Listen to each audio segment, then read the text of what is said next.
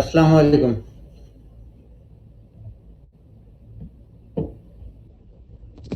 وعليكم السلام. وعليكم السلام ورحمة الله دكتور. So we will begin now.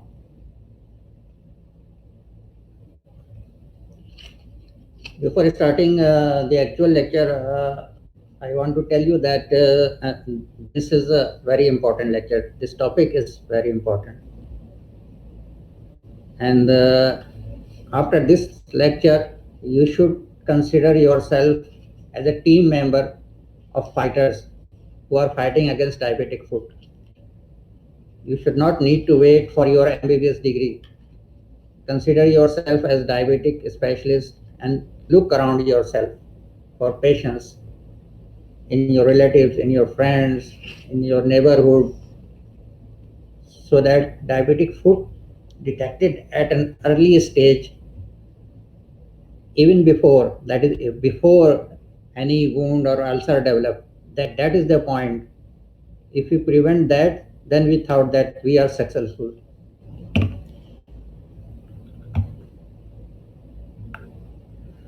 Okay. So now I will switch to full screen mode.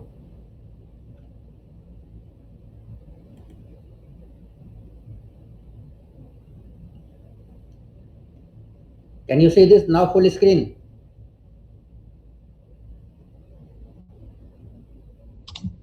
Yes, clear. Okay. So the definition of diabetic foot, according to WHO, this is infection, ulceration, or destruction of deeper tissues of the foot or leg associated with neurological abnormalities and various degrees of peripheral vascular disease in the lower limb. There are different pathogenic factors acting together and increasing the effect of each other. That's why this is a benign disease, but it acts like a malignant disease.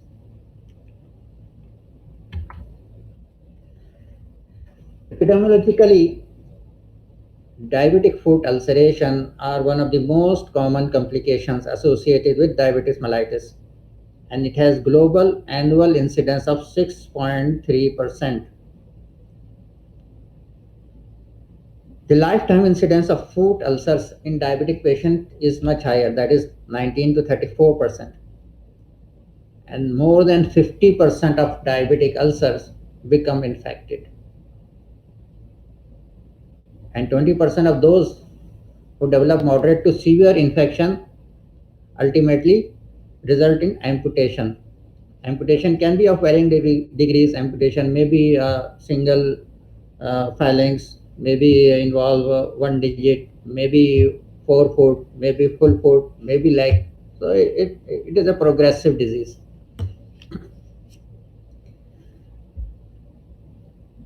And nearly 85% of diabetes related amputations are preceded by ulceration. So if we prevent ulceration, we prevent this deadly complication. And how we can prevent? Regular foot exam.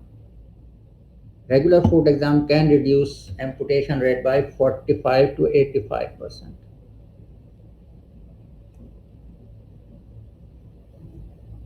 There is a cost associated with the management of diabetic foot. And if patient goes on to develop diabetic foot, the management is usually long term, needing months of even year of management. And even then, amputation goes on at increasing level. The annual diabetic cost is roughly about 176 billion, and one third of which is related to lower extremity care alone.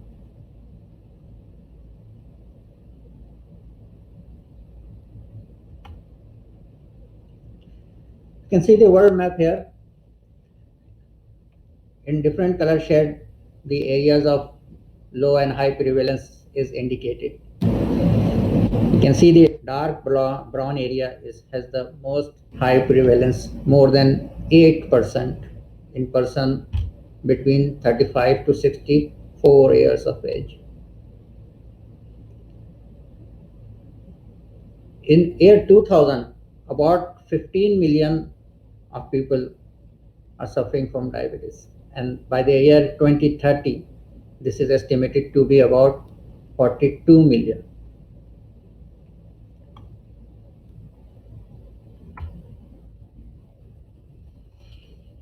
The picture in Saudi Arabia. According to WHO, Saudi Arabia is ranked 7th for the rate of diabetes in the world and second highest in the Middle East. And the pattern of diabetes is increasing. You can see the picture till year 2030. It is estimated that annually 325 amputations are likely to be performed in Jeddah compared to about 740 in Riyadh and roughly 4,000 for the whole kingdom. This means an incidence rate of 2.6 per 10,000 people at risk.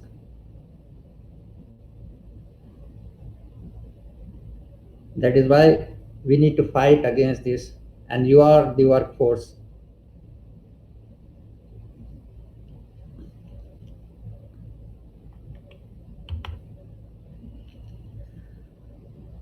How the ulcer develop? The most common pathway to ulceration is neuropathy, which is considered as a key precipitating factor. This leads to pedal deformity and superimpose on this trauma, minor or major, repetitive micro trauma like pressure, friction, shearing forces on soft tissues continue augmenting the pathogenesis. Other risk factors that compound neuropathy include history of previous ulceration or amputation, peripheral venous or arterial disease, poor glycemic control, visual impairment, nephropathy, and smoking.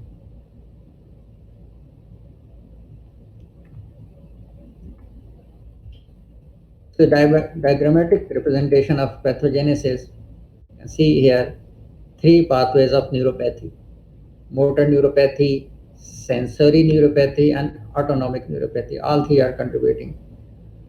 Motor neuropathy causes foot deformity, biochemical abnormalities resulting in callus formation. Sensory neuropathy causes loss of protective sensation, again leading to callus formation. Autonomic neuropathy causes decreased sweating and dry skin, also leads to callus formation. On this callus formation with repeated external or minor trauma cause subcutaneous hemorrhage. Superimpose on this, peripheral arterial disease contributes to foot ulceration.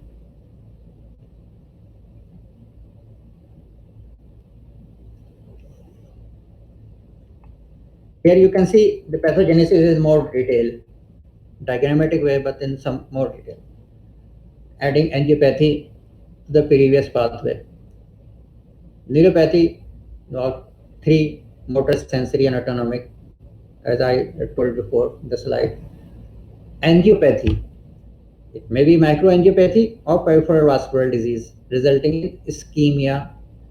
It may progress to gangrene, and gangrene may lead to amputation directly, or ischemia may predispose to foot ulceration.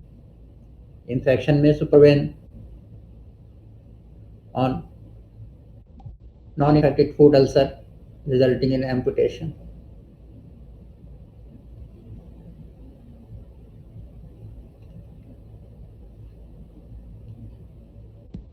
Doctor, I have a question.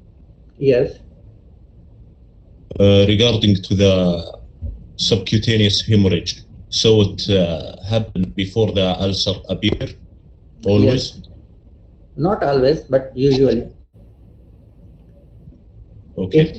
If this is usually the case in cases of repetitive microtrauma. If major trauma happen, it directly leads to wound and the ulceration.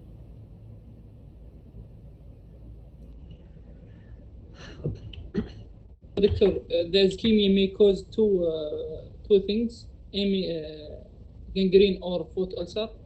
Yes, it can directly lead to amputation by means of gangrene. If gangrene occurs, obviously patient needs amputation, or if the ischemia is relative, means not complete blockage, it leads to foot ulceration.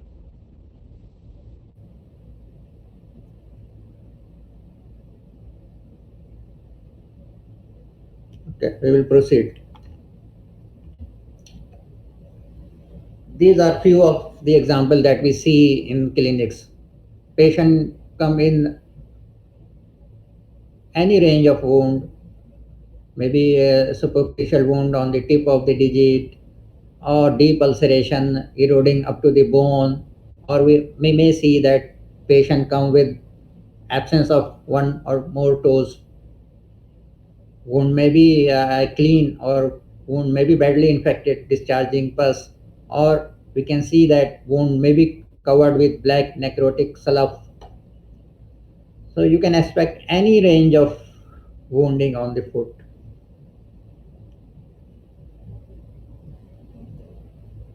Now on examination, you have done examination of the ulcer. Diabetic foot examination, diabetic foot ulcer examination need more extensive approach. This is not just a simple ulcer examination. And even it include non-living object, which are essential part of diabetic foot examination. That is, we usually thought that when patient comes to clinic, we are just examine the patients, but in diabetic foot, we need to examine beyond the patient. That is, any example? What non-living thing I am referring to examine? Any idea? Peripheral blood supply. No, blood supply is part of patient body. What non-living thing that you need to examine when you are examining a diabetic foot patient? What do you The mean shoes by of the non-living? patient. What do you mean by non-living? Means they are not part of patient body. Shoes of the patient. Yes, very nice. Shoes and socks. This is an integral part of diabetic foot examination. What should I expect them from? What should I inspect in the shoes of? I will tell later. So imagine a patient coming to you with ulcer on any other part of the body and ulcer on the foot with history of diabetes. Your approach should change dramatically.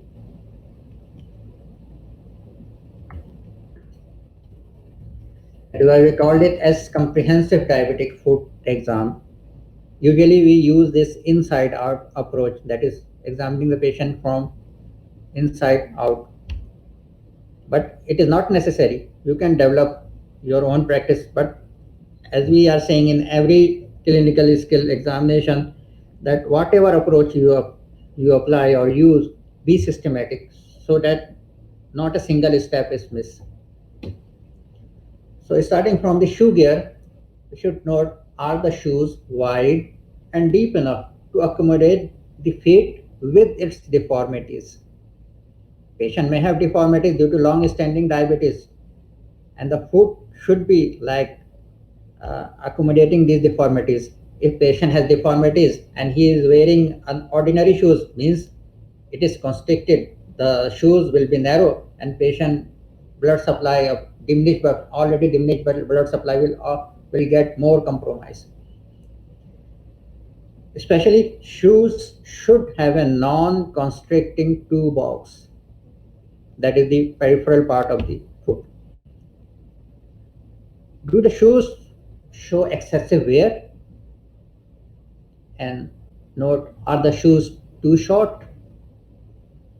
This you can assess by pulling the insoles out and look at the imprint of the longest toe. There should be a finger length of space to the end of the insole.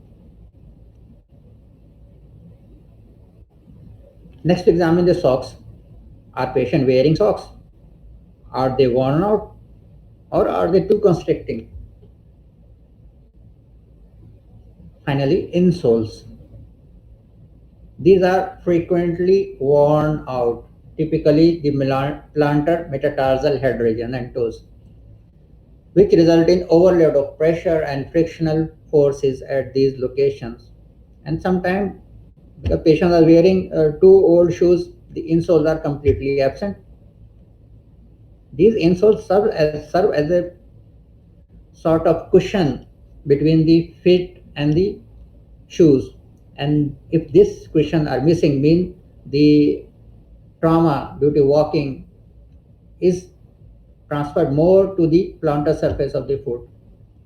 And this insole which absorb the pressure, walking pressure, is missing.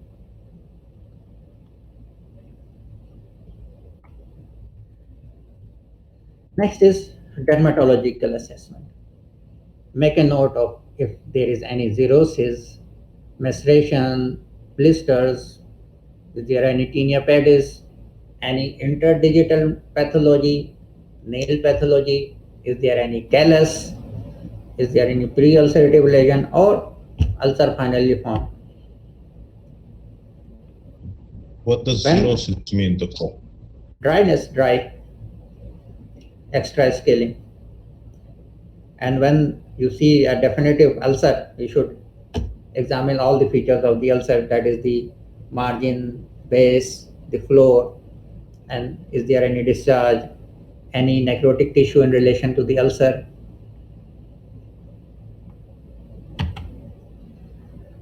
Next is neurological assessment.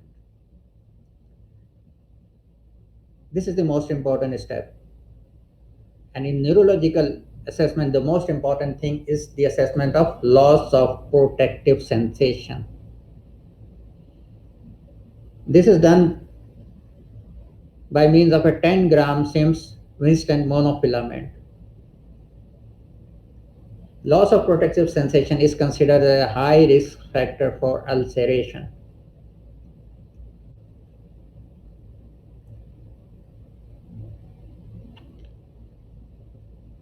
Other thing that you can do is assess vibratory perception done by means of 128 Hz tuning fork or by means of electronic tuning fork. We also assess Eccles reflex. Just a diagrammatic representation of three important neurological steps. Nerve conduction velocity is a specialized laboratory test, and you are not supposed to do. If you need need nerve conduction velocity, you refer to the appropriate lab. This is how monofilament test is performed. You should do it in a quiet and relaxed setting. Begin by applying the monofilament to the hands, elbow, or forehead so that patient knows what to expect. Make sure that patient cannot see whether or where the monofilament is applied. You need to test 3 sites on both feet as shown in the figure. That is on the plantar surface of the great toes, near the metatarsal head region of the great toe and little toe.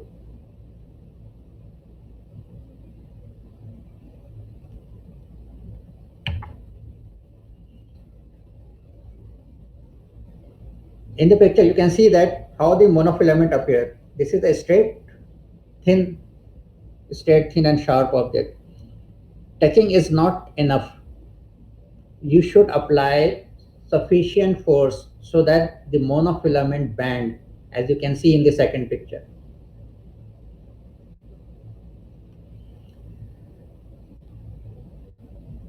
You need to repeat the application twice at the same site, but alternate the application with at least one mock application in which no filament is applied. That is, at each site you need to apply 3 times or ask the patient 3 times.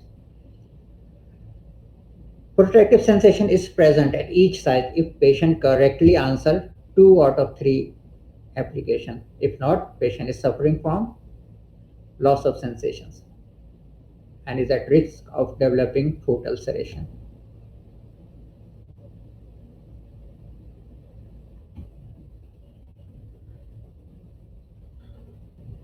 Vascular assessment.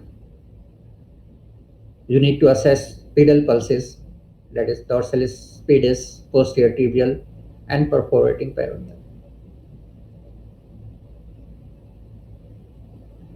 Assess the color. Is there any river or cyanosis? Assess capillary refill time. Assess peripheral edema. Compare temperature between the feet. And measure toe pressures. Toe brachial index is considered more useful than ankle brachial index. Brachial is upper arm pressure and toe or ankle is lower limb pressure.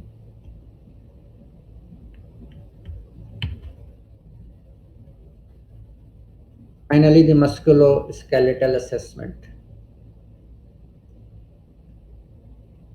Assess for pedal deformities. Deformities are likely to be present in long standing cases when patients have this diabetic foot healing and developing again for long period of time.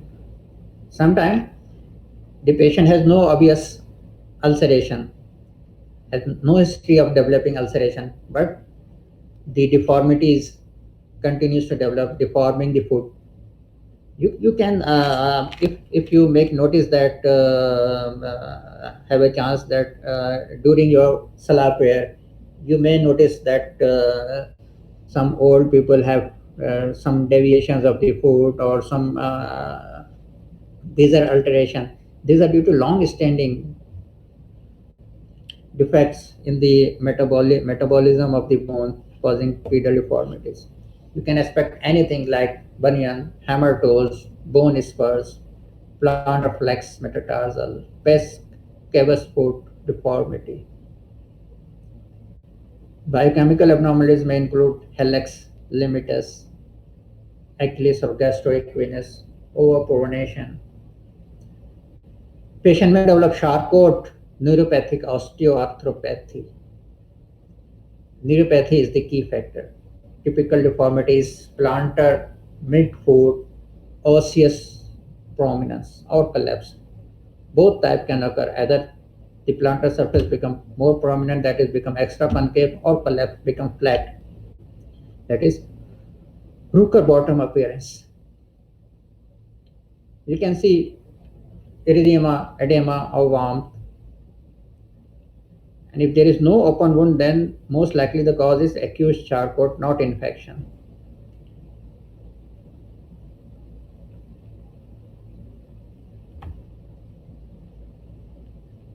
In summary,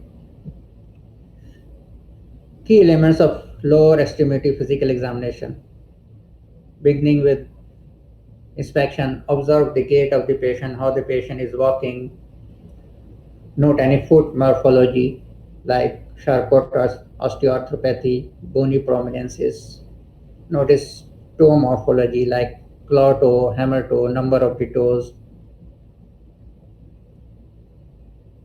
Note the condition of the skin like blisters, abrasion, calluses, subkeratotic hematoma or hemorrhages, ulcers, absence of hairs, toenail problem, edema, abnormal color. How is the state of nails? What's the foot hygiene? That is the cleanliness and presence of tinea pedis, which is a fungal infection. In palpation, we need to assess pedal pulses and temperature. Then protective sensation. This is done with 10 gram monofilament. And finally, the footwear. Externally, notice signs of wear, penetrating objects, and interior signs of wear, and the foreign bodies.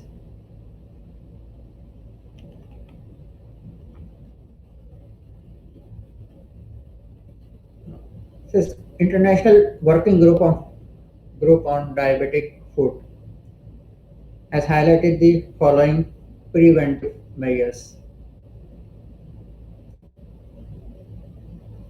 Most important thing is to identify the patient who are at risk of developing ulcers.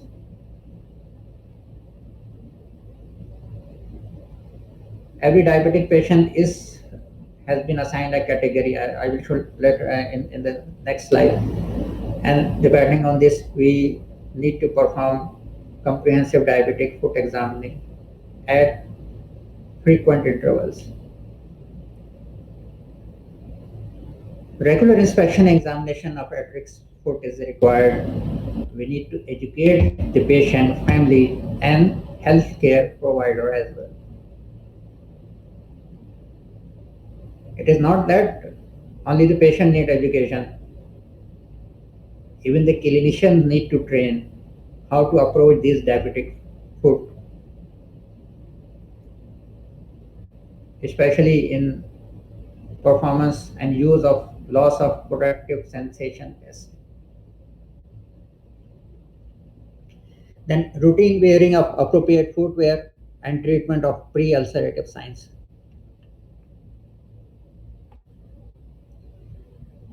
This is how International Working Group has classified diabetic patients for risk stratification. Category 0, these are patients with no peripheral neuropathy, and this should be examined once a year. Examined once a year means comprehensive diabetic foot exam, not just exam.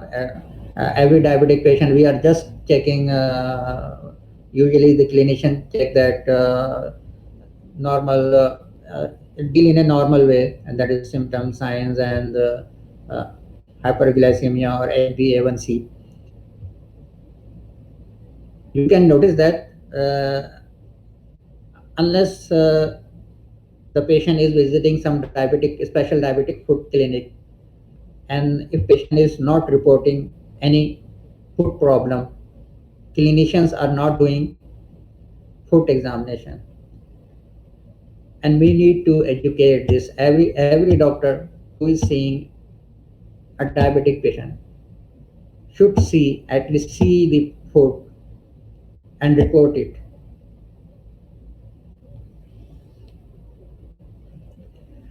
Next is category 1. These are patients with peripheral neuropathy, and these need to be examined every 6 months. Next is category 2.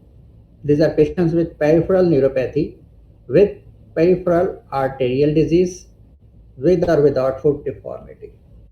These need to examine every 3 to 6 months.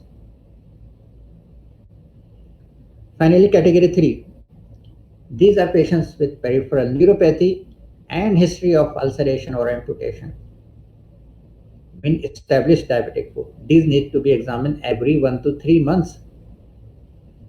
If the patient is stable, if the ulceration or wound is still ongoing and patient needs daily management and needs daily examination.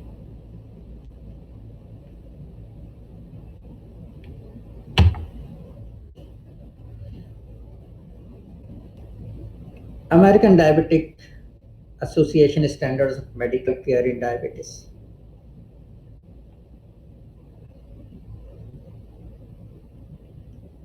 The recommendations are: perform a comprehensive foot exam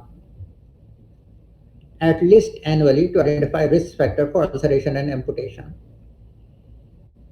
All patients with diabetic should have their feet inspected at every visit, and these need to be performed by whoever doctor is examining or seeing the patient, not just the diabetic foot clinic.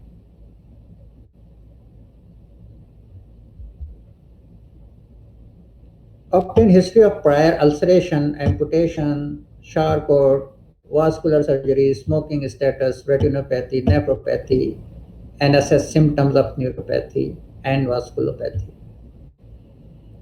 Examination should involve derma, neurovascular, and musculoskeletal, and especially the 10-gram monofilament test.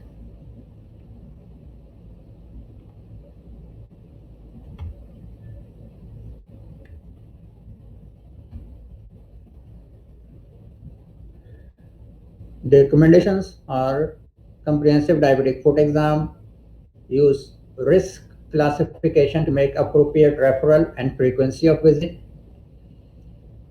At the very least, a visual foot inspection should be performed at every physician visit. Minimal examination should include visual inspection plus loss of protective sensation screening. And utilization of diabetic shoes or insoles to prevent ulceration and subsequent amputations.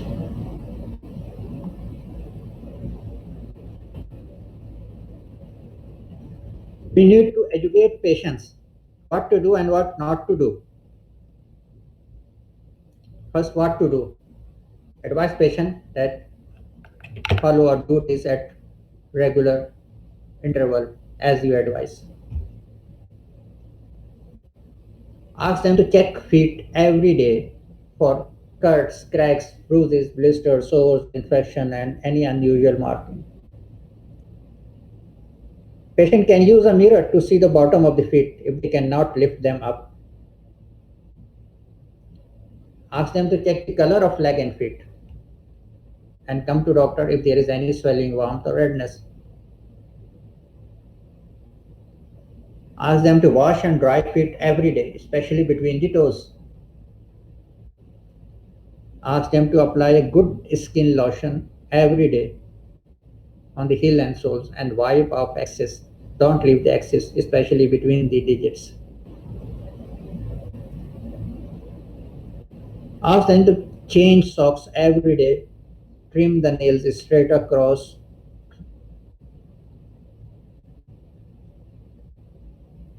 They should clean a cut or a scratch with usual soap and water and cover with dry dressing. Advise them to wear good supportive shoes or professionally fitted shoes with low heels, less than 5 cm. Advise them to buy shoes in the late afternoon, since the feet are swollen by then. If they buy shoes in the morning, when the swelling is less, obviously they will buy a tighter shoes. Ask them to avoid extreme cold and heat, including the sun, and advise them to see a foot care specialist.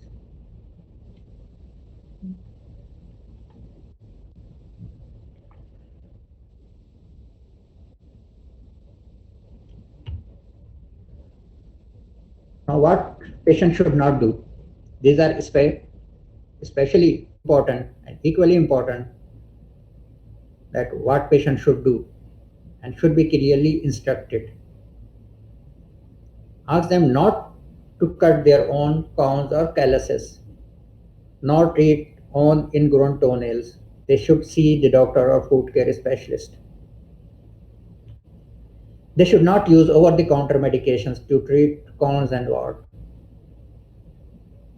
Don't apply heat with hot water bottle or electric blanket, which may cause burns. They should not soak feet and use lotion between the toes. Advise them not to take very hot bath. They should not walk barefoot, not only outside but inside as well. They should not wear tight socks, elastics, or knee highs.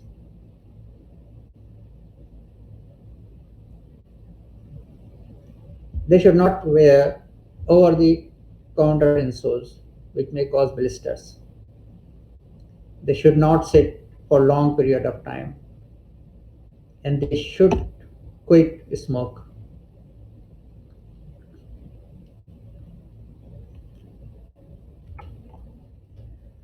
A brief summary of the management. The most important thing, we have to look for it. Patient need tight glycemic control. If painful ulceration and wound, patient need medication and referral to neurologist. They need intensive orthotic input and needs pressure offloading. Need to wear some special boots which avoid pressure during walking. I can see in the second picture, diabetic air walker.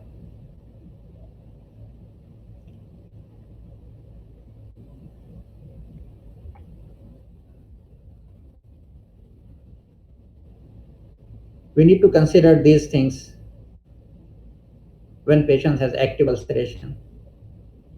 That is, patient need microbiological control, antibiotic, cleaning of the wound, management of the wound with antiseptic daily dressings, wound control, that is, if there is any necrotic material, we need to debride, or if there is pus collection, we need to release those pus. Vascular control, if there is ischemia, narrowing, we need to consider some angioplasty or stenting procedure or bypass procedure. Mechanical control, if there is foot deformity, we need to provide some alternatives for patient, food supports. Metabolic control patient needs, and the educational control.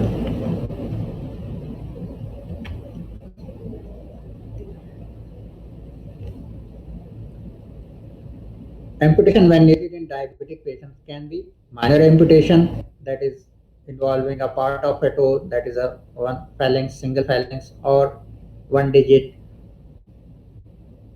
or it can be moderate, like patient forefoot is amputated or whole foot is amputated, and if the disease is progressive, patient may need amputation above the ankle, below knee, or sometimes even the whole leg is need to be amputated. So you can see that if amputation is minor, like amputation of a single digit, it does not affect patient mobility. But if foot, leg lost, then obviously patient walking ability is lost. Minor amputation is required in cases of gangrene as a part of debridement and for correction of foot deformities.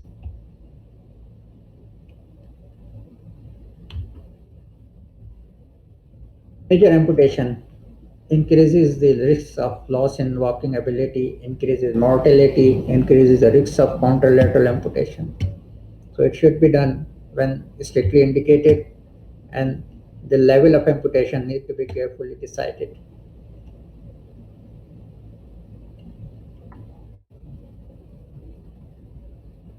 Medical management consists of, we should decrease the progression of disease, advising the patient to stop smoking, treat predisposing factors, and foot care.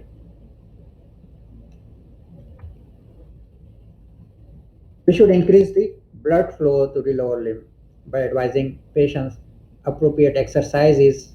Patient can be given drugs like antiplatelet drugs, dipyridamole, pentoxifylline, or cilostazol. Patient may need relief of pain. This can be achieved by means of non-steroidal anti-inflammatory drugs, opiates, epidural analgesia. When there is pus, it needs to be released, and patient later on provided with antibiotics.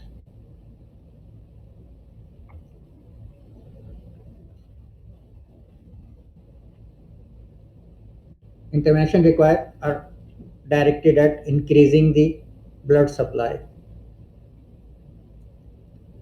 This can be done by endovascular means like balloon angioplasty with or without a stent, or surgery, bypass surgery.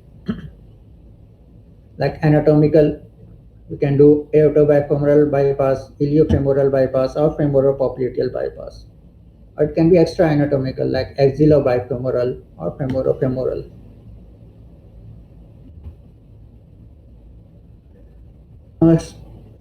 Summary of management of diabetic foot lesions. In cases of pus or wide gangrene in the foot, we should drain the pus and debride any necrotic material.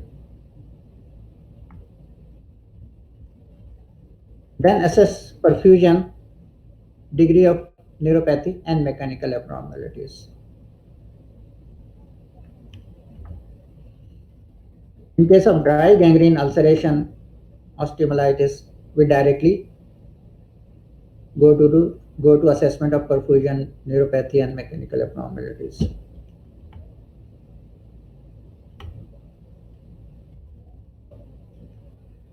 The assessment shows that the foot is ischemic with ankle brachial index of less than 0.5 or toe pressure of less than 40. We should do vascular imaging.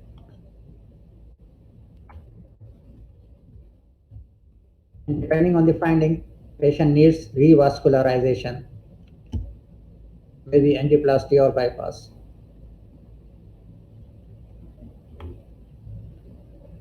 If assessment shows that patient has adequate perfusion, that is ankle brachial index of more than 0.5 and toe pressure between 40 to 60,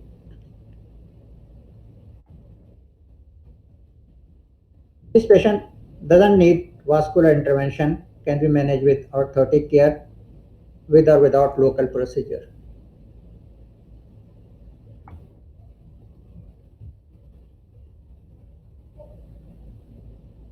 With this, patient wound can be successfully managed, or it may result in failure. In case of failure, we need to do vascular imaging.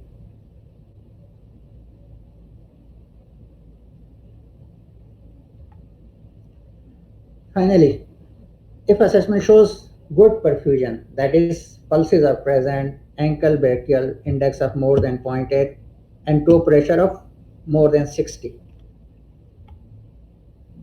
means patient doesn't need vascular intervention and manage with orthotic care with or without local procedure.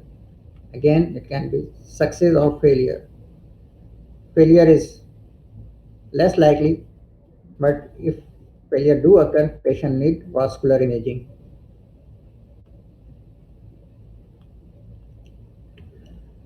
Okay, this is the last slide.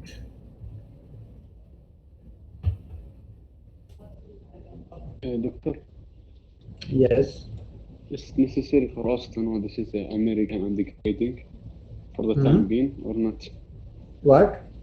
It's important for us to know the grading and the American grading. No, we already told you that from examination point of view, what is required. That is the etiology, pathogenesis, and the clinical presentation.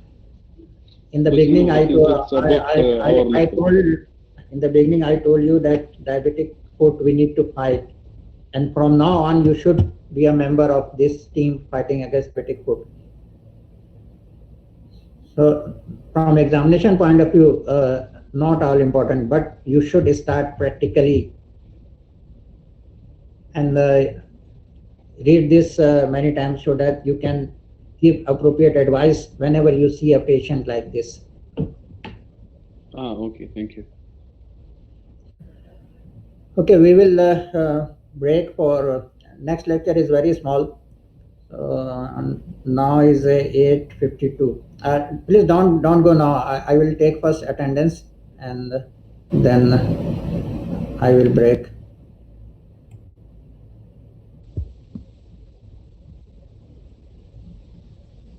Okay, please raise your hands of all those who are present.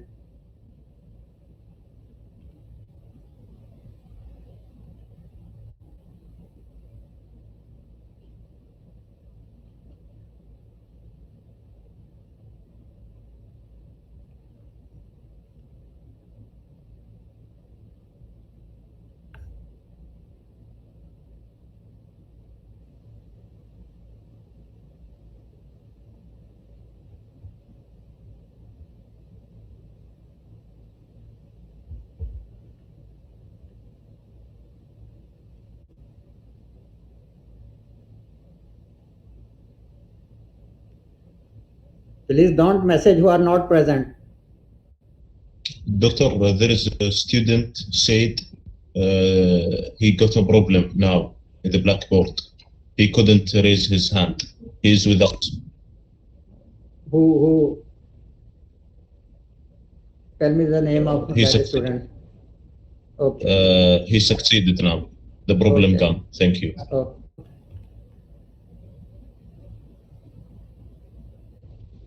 Hello, doctor. I'm sorry. I have a problem connection. okay. But I know I raised my hand. Yes, I know you are a very punctual student. Okay, thank you. So Amir, Ayad, Abdullah, Faisal, Shamri and Faisal bin Nawaz are absent.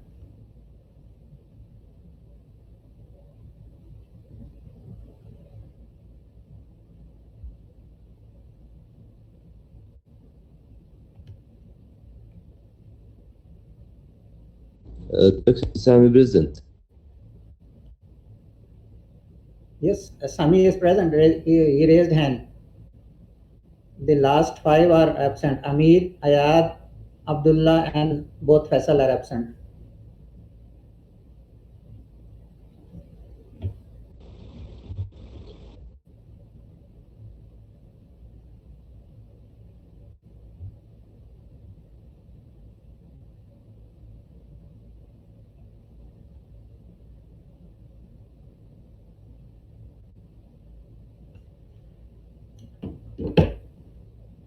Okay, we can take a break, and I will start next lecture at 9 past 10. That is after 15 minutes.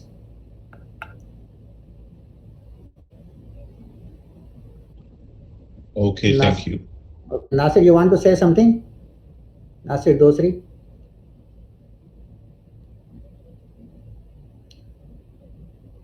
Yes, your hand is raised. Only the 4 student hands are not raised who are marked absent. Okay. Okay, now you can lower your hand. Doctor, Dr. Shamim.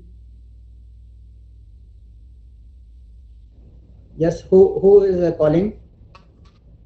Faisal. Me, Faisal. No, Yeah. I raised my hand now.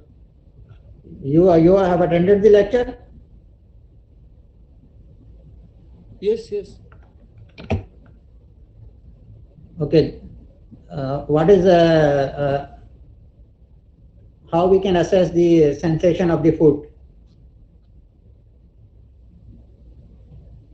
By the monofilament and to bend the film. Wallah, I was here. Okay, I am marking you present. Thank you. Okay.